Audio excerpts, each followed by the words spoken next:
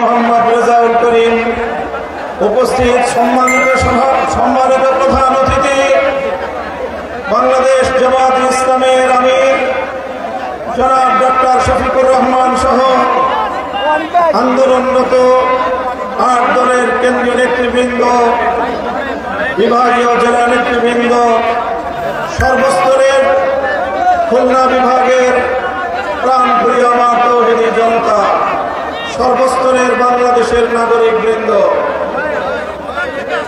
আজ বাংলাদেশের জুলাই অভ্যুত্থান পরবর্তী, জুলাই বিপ্লব পরবর্তী বাংলাদেশে দাঁড়িয়ে এ পর্যায়ে আমরা স্পষ্ট দেখতে পাচ্ছি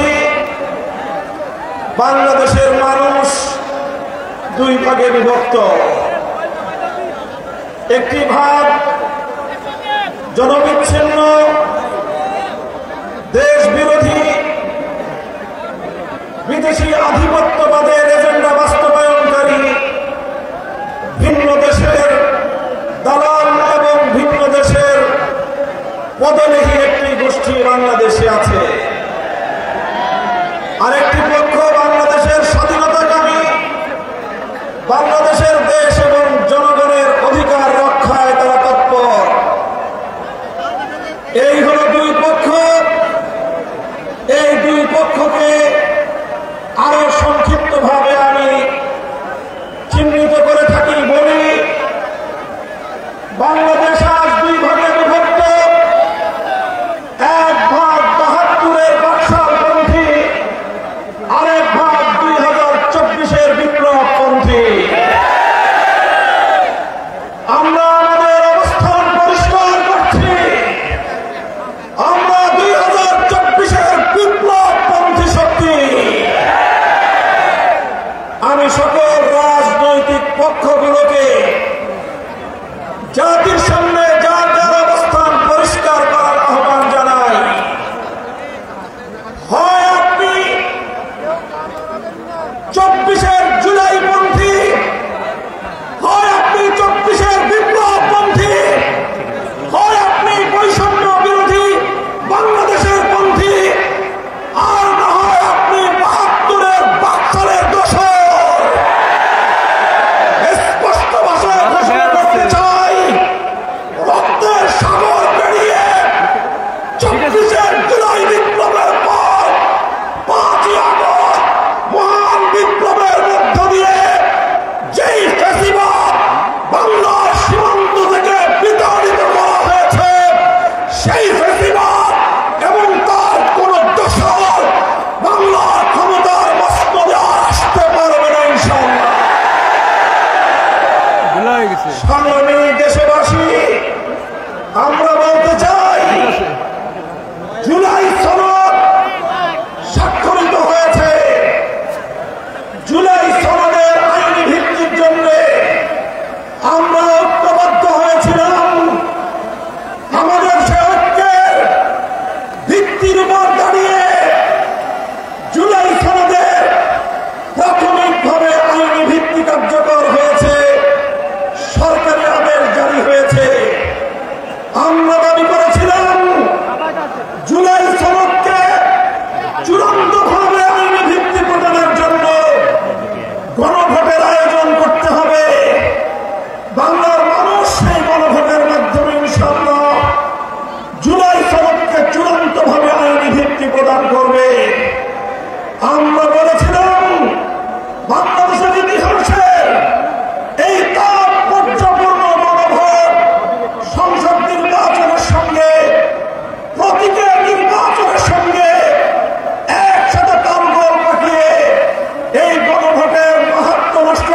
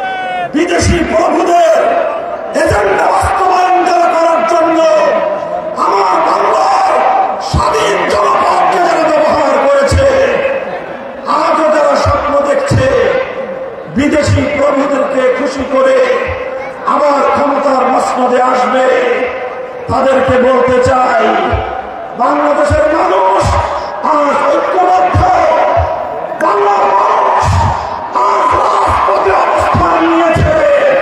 আমরা রাজপথে নেমেছি জুলাই সনদ বাস্তবায়নে, গণভোটে হ্যাঁ বাক্সকে বিজয়ী করার মধ্য দিয়ে আগামীর বৈষম্যহীন ফ্যাসিবাদ মুক্ত বাংলার ভিত আমরা তৈরি করবো ইনশাআল্লাহ। আপনারা সকলে ঘরে ঘরে দাওয়াত পৌঁছে দেবেন। দলীয় প্রতীকে নির্বাচনের পাশাপাশি, দলীয় প্রতীকে ভোট দেওয়ার পাশাপাশি গণভোটে হ্যাঁ বাক্সে ভোট দিতে হবে।